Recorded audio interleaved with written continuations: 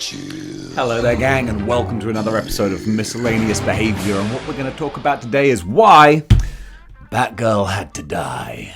Or Batwoman had to die. Is it girl or woman? It's Batgirl. It is Batgirl. I'm just checking my little notes there. So, yeah, we all know, as of yesterday, or 2 days ago, it was Tuesday. Boy, I'm behind on the news.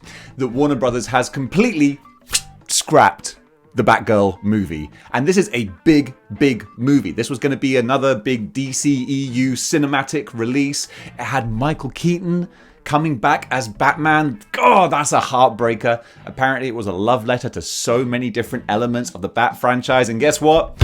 We ain't never gonna see it. And honestly, it's no bad thing. So first of all, the reason why they've completely scrapped it is it's a tax write-off, basically. They did not think that they would be able to break even with this movie. And I don't blame them for thinking that. Birds of Prey did not do well. A lot of DC ventures have not done well. So it makes sense that if they got cold feet on this, it's probably because they thought they were going to take a bath on this movie. Because yes, it was finished, it was complete. So people are like, well, why don't you just release it then? Like, you've done it. But if they release it in the cinema, that is a huge amount of money they have to spend on marketing it. Can't just drop it in the cinema. No one will know about it. The amount, like a film's budget can double purely in marketing. That's why so many times you'll hear, oh, this movie cost $100 million and it made $150 million. So it lost money. People are like, but how? That's not how maths works. But they don't include in that budget how much was spent on marketing. So marketing this movie would have given it such a high bar that it had to cover on top of its $90 million that it cost already, that the execs were like, this probably isn't going to do it.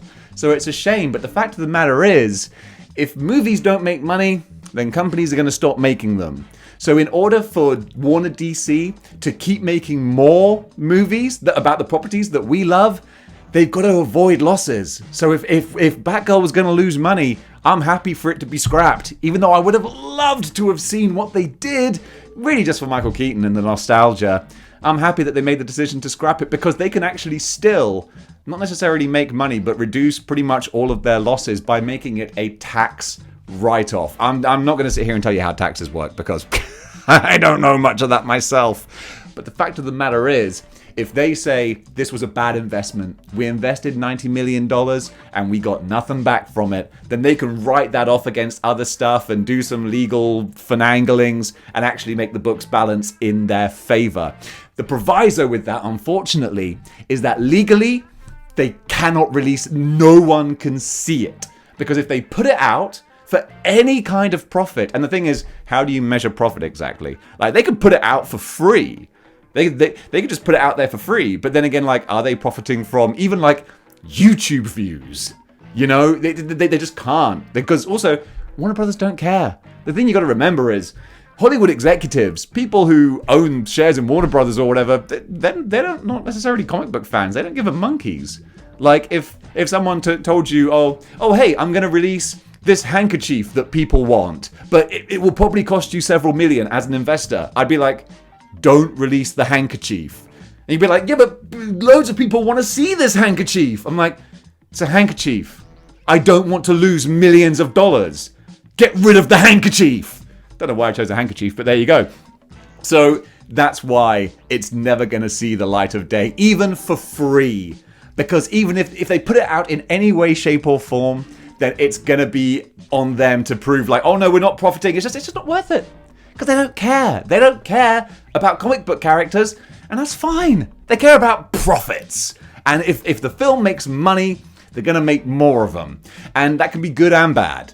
Because if a film is of good quality, like, say, Avengers Endgame, it'll make a lot of money. We'll get more good quality films. But then again, the film can be garbage and still make money, like the Transformers franchise. But hey, that's why that franchise eventually ended, because people can only take so much sludge before they're like, no, I don't want to see this anymore. And I'm not talking about the Dinobot. So there you go, guys. That's my take on Batgirl. It's a good thing that they're not releasing it, because they're not losing money, which they can then hopefully save on their losses and invest back into superhero properties that will actually be successful. And who knows, maybe Batgirl will get another go around, because also reports coming out was that the film wasn't good. There was a lot of negativity from preview screenings saying like this film is a mess. Like maybe Michael Keaton was in it and that would have been awesome. But if the film around it wasn't good, then, what are you going to do? Invest another 20, 30 million in reshoots to make it work? And again, eventually you just got to cut your losses. So it's a shame we're not going to see Batgirl, but hey, we're not going to see this Batgirl. But maybe that means in the future we will see a Batgirl. And I'm down with that. So guys, what do you think about this? Comment below. Let me know. And until next time, keep displaying model behavior.